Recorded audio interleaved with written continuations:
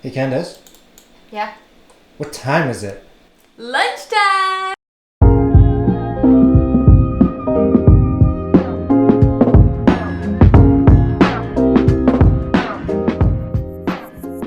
Hey everyone!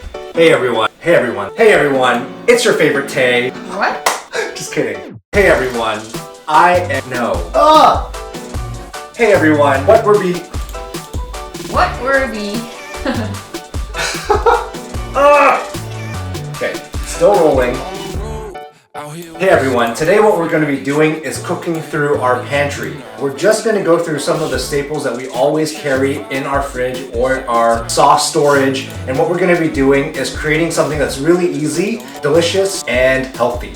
Alright, so if you hear any clicking in your audio for whatever reason, that's because Candace is to your right working from home right now, so bear with us as we're sharing this work from home situation. Today we're going to be making rice paper wraps.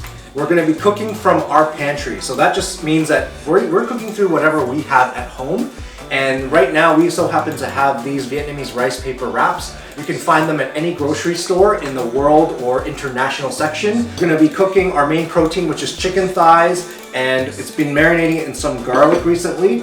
We've got fresh chopped carrots, fresh coriander, and to the back of us we have some fresh cabbage. Now this cabbage we're going to blanch, which just means we're going to boil them very shortly just to get rid of any raw taste to them. So let's get started.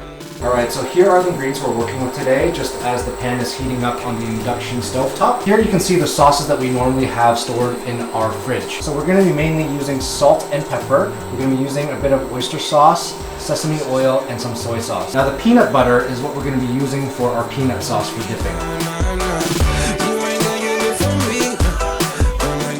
I don't have the stovetop on a very high setting. I'm just going to let it gradually cook out the chicken. I don't want to burn the surface of the chicken without cooking through, so that's why it's not on super high. As it's cooking, I'm going to start adding in some salt and pepper.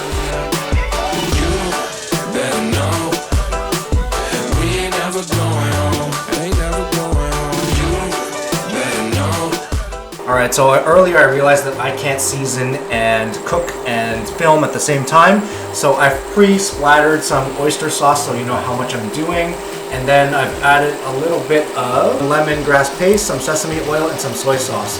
So I'm just going to dump that in as well. Alright, and now I just want to make sure it's kind of even.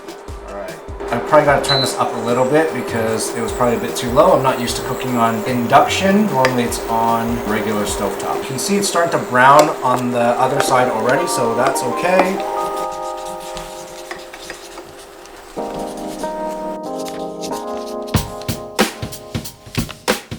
Alright, so while I'm filming, I'm just letting you know that while it's going, as the chicken hardens from cooking, you can decide to either start breaking it up while it's in there, or you can do it after it's all fully cooked. It's up to you. I kind of get a little bit lazy because it's going to be all going into a wrap anyway, so it doesn't have to be perfect. It can be a little, I was going to say it could be a little undercooked. No, it can't.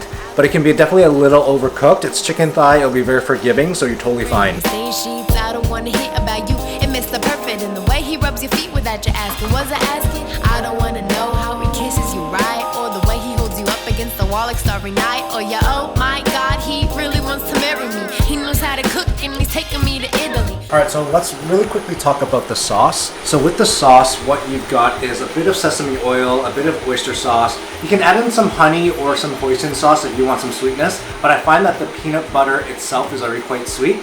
So all I have to do after this is add a bit of hot water to kind of melt it all together, and it becomes a sauce. Let's add in some hot water. This is usually for coffee, but this will do. As you can see, what I'm gonna do is just try to break it apart. It's not a really pretty thing to do. It just kind of starts to look like poo.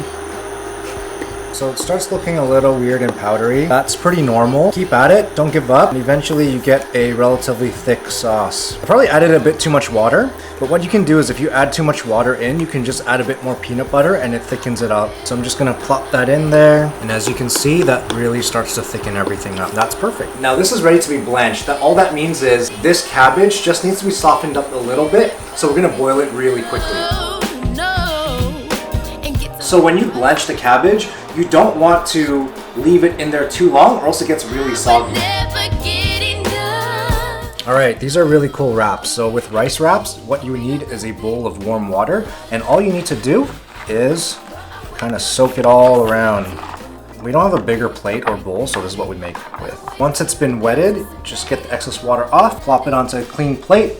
Now you can assemble. Depends how you like to do it. This is just the fun part. However you want to do it that way. I like to add in a little bit of peanut, spread it across, add my first layer, which is the veggies, and then a bit of coriander. If you like mint at home, that's a good substitute in case coriander tastes like soap to you. Now I'm gonna butcher this part. Some people make really pretty wraps. I am not one of those people. All right. And I just tuck that in. I feel like some people do it way prettier than I just did it, but there's your wrap. And this goes in your mouth.